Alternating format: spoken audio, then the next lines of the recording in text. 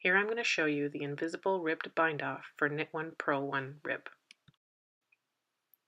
So first what you're going to do is measure out a length of yarn about 3 times the width of the stitches you want to bind off.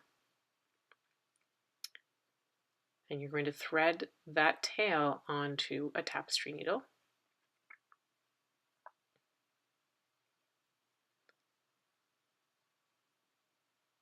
And then you're going to start processing the stitches.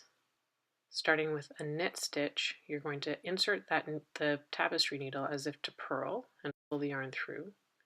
Then in the next purl stitch, insert the needle as if to knit and pull the yarns through. And you're going back through that first stitch as if to knit, and that stitch has been processed. Now you've gone through it twice with the needle so it can come off the knitting needle, and then you're skipping over that first stitch and going through the following knit stitch as if to purl, and the first purl stitch as if to purl, and it too has now been processed twice so it can come off the needle next as well.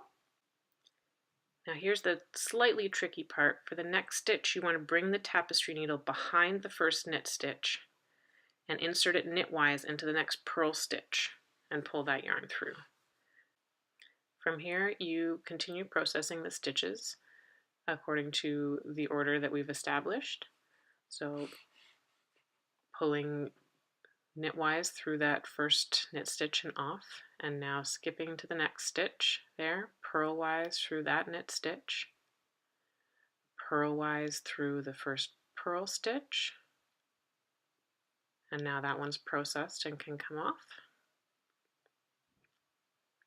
I'm just going to speed this up for you so you don't have to sit through me doing the entire thing, so that I can show you what it looks like when we're all finished.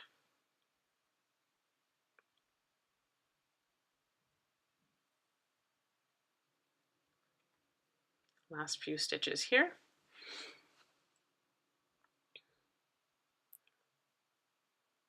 Pull that through. It's all done. And my nice little sock rib without the rest of the sock.